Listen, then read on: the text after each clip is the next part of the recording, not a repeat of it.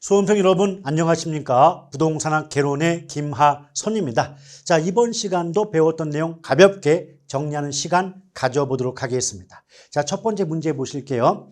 수년가법, 내부수익법, 회계적 이익률법, 수익성 지수법 등은 화폐의 시간 가치를 고려하여 투자 타당성을 분석하는 방법이다. 틀렸죠? 일단 여러분, 투자 타당성 분석 방법은 크게 두 가지가 있습니다. 할인 방식과 비할인 방식 두 가지로 구분이 되죠. 근데 벌써 제목 보면 아시겠지만 할인한다의 반대가 비할인이다 보니까 내용도 반대일 수밖에 없고요. 할인한다는 건 현재 가치로 만든다의 의미가 되기 때문에 넓게 본다면 돈 가치를 따진다. 예쁘게 포장하면 화폐의 시간 가치를 고려한단 말과 같아요. 그래서 할인 방식은 돈 가치를 따져서 투자할 만한 가치가 있는가를 비교하니까 화폐의 시간 가치를 고려하는 방법인 반면 비할인은 할인하지 않는다, 돈 가치를 따지지 않는다. 그렇기 때문에 화폐의 시간 가치를 고려하지 않는 방법에 해당되죠. 그럼 종류만 놓고 본다면 할인 방식은 순수내현이에요. 순수내현. 네 가지가 포함되죠. 순현가법, 수익성 지수법, 내부 수익률법, 현가회수기간법이에요. 이 네 가지 방법만 화폐의 시간 가치를 고려하는 할인 방식이고 순수 내현이 아닌 다른 방법은 어떤 명칭이 나와도 비할인, 돈 가치를 따지지 않는 방법이라고 기억하시면 돼요. 여기 보시면 순수내니까 수년가법, 내부수익법, 수익성 지수법은 할인 방식에 해당하는 게 맞지만 회계적 이익률법은 순수내현에 속하지 않기 때문에 얘는 화폐의 시간 가치를 고려하지 않는 비할인 기법에 해당되겠죠. 그래서 1번은 틀렸다고 보시면 되고요. 2번 내부 수익률은 수년가를 1로 만든다. 이미 틀렸죠. 수년가를 0으로 만들며 수익성 지수 및 편익비용 비율을 0으로 만드는 게 아니라 1로 만드는 할인율이 내부 수익률이에요. 근데 여기서 내부수익법, 수년가법, 수익성 지수법 세 가지 모두를 합하면 할인 현금 수지 분석법인데 할인 현금 수지 분석법은 두 가지 문장이 반드시 비교가 돼야 됩니다. 그럼 두 가지가 뭐냐면 투자를 통해서 예상되는 발생할 것으로 예상되는 현금 유입의 현재 가치와 장래 예상되는 현금 유출의 현재 가치를 비교한다. 이 말은 반드시 나오게 됩니다.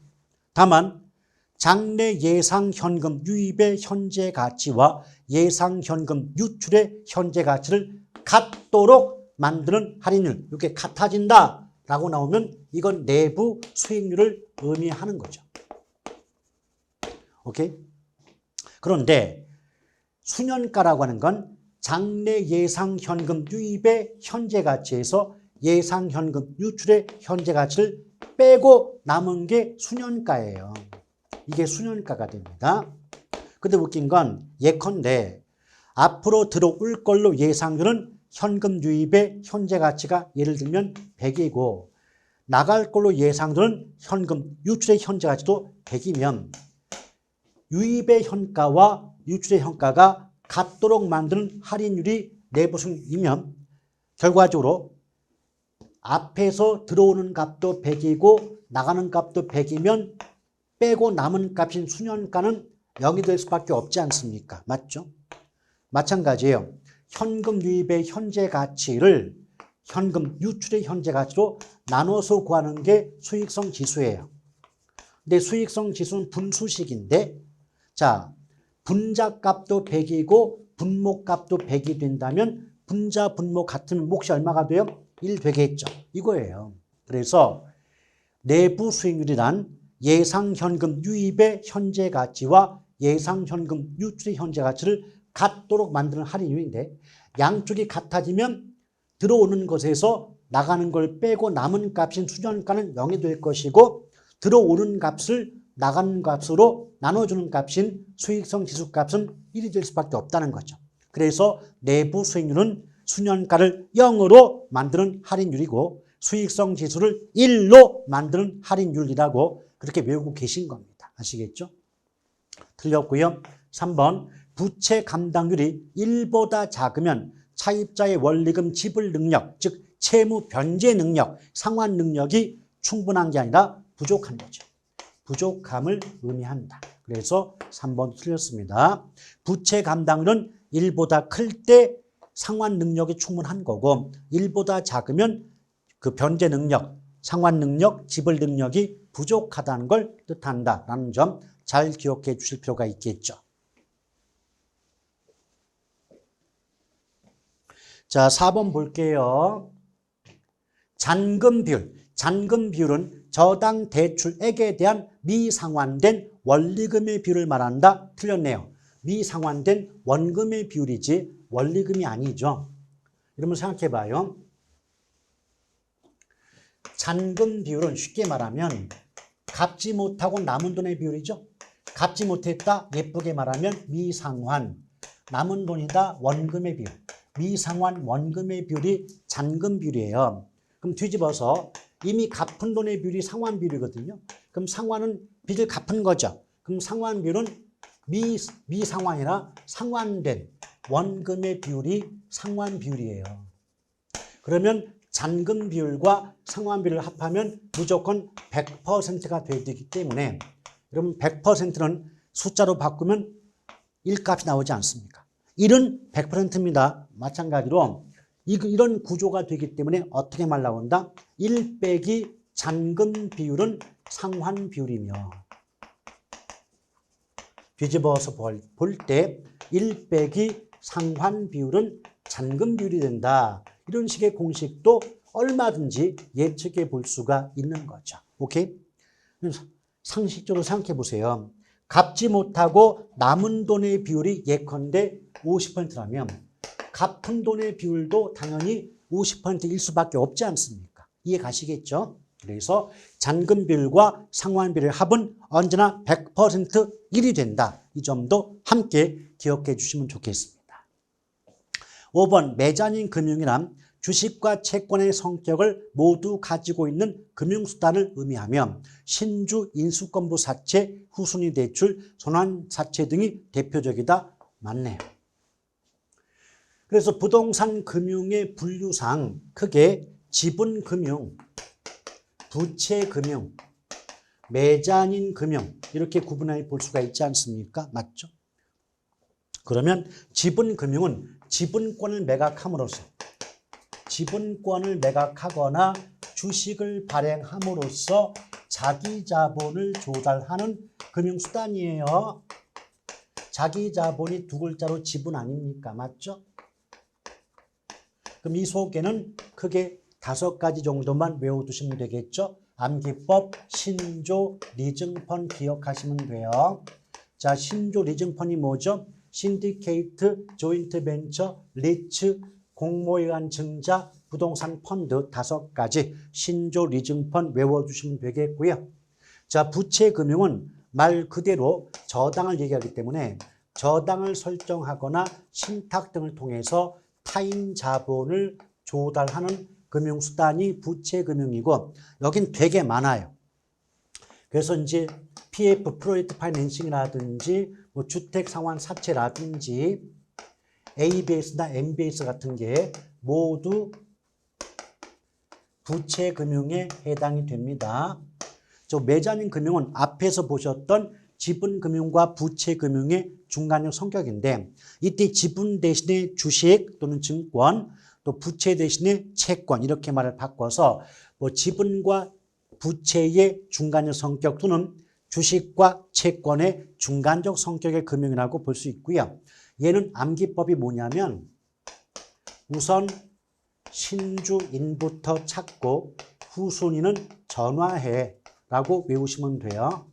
그래서 우선주, 신주, 인수권부 사채, 후순위 대출, 전환 사채 등은 모두 매자닌 금융에 속한다고 기억하시면 됩니다.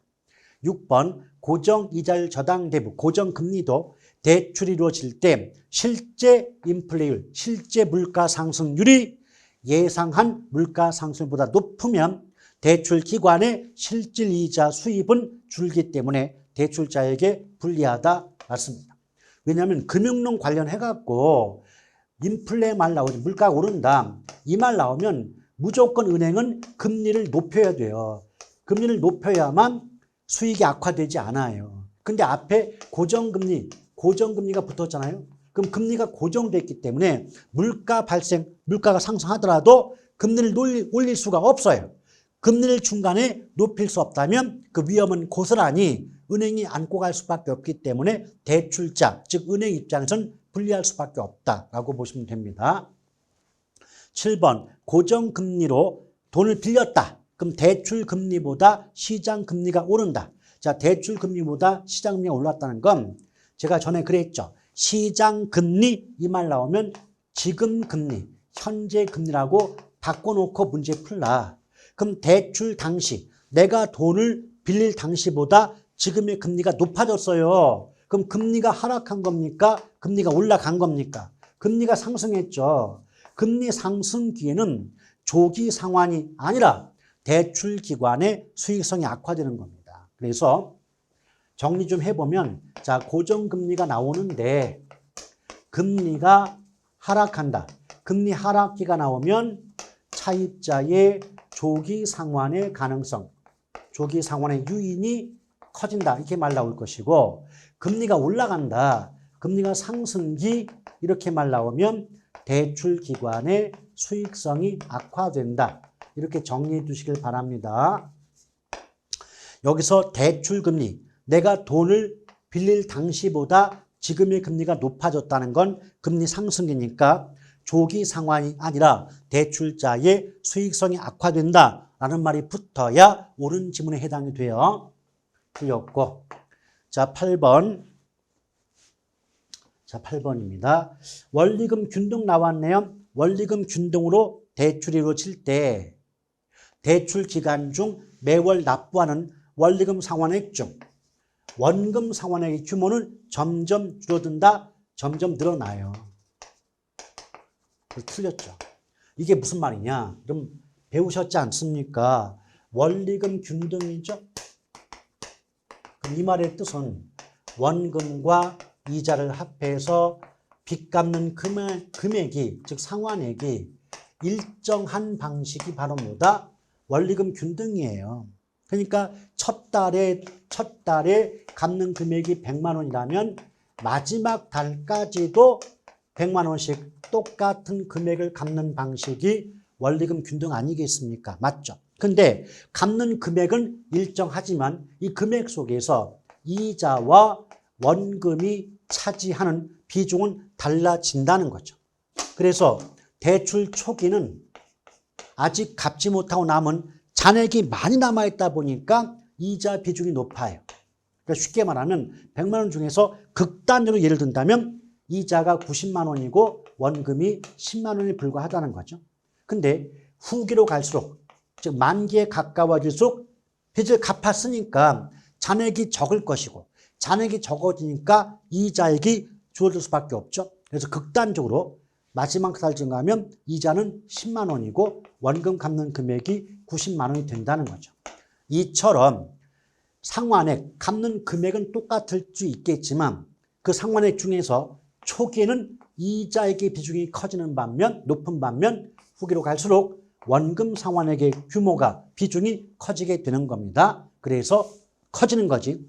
원금 상환의 규모가 증가한다, 늘어난다 라고 해야지 줄어든다면 안 되겠죠. 9번 점증 상환, 다른 말로 최정식 상환은 주택 예정 보유 기간이 긴 차입자나 미래의 소득이 보장되는 젊은 부부에게 유리하다. 틀렸죠. 왜? 뒤에 말은 맞았는데 앞이 틀렸어요. 점증이 뭐예요? 시간이 가면 갈수록 상환액, 빚 갚는 금액이 늘어나는 방식이 점증이에요. 맞죠? 그런데 그 담보주택을 보유하는 기간이 길다는 건 오랜 기간 동안 담보주택을 보유한다는 뜻이니까 점점 주택 예정 보유 기간이 긴 차입자는 그만큼 상환액, 부담이, 즉 상환 부담, 빚감 부담이 클 수밖에 없어요. 아시겠죠? 다시 한번, 담보주택을 오래 보유할수록 내가 감당해야 될 빚이 늘어난다는 게 점증 상환 아닙니까? 점점 증가한다는 뜻이니까. 맞죠?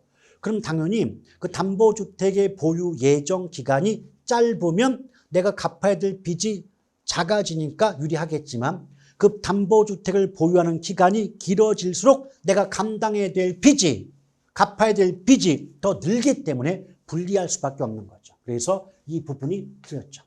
자, 10번. 1차 저당시장이란 자금의 수요자인 차입자와 자금의 공급자인 대출기관으로 구성된 시장이다. 맞죠? 그래서 다른 말로 1차 저당시장은 자금의 대출시장이면서 동시에 저당이 형성되는 시장이다. 이 정도까지 정리해 주실 필요가 있겠습니다. 자, 이렇게 해서 가볍게 10문제 정도 정리해 보았고요. 다음 주 이 시간에 다시 보다 즐겁고 행복하고 강인한 건강한 모습으로 찾아뵙도록 하겠습니다. 대단히 수고하셨습니다. 고맙습니다.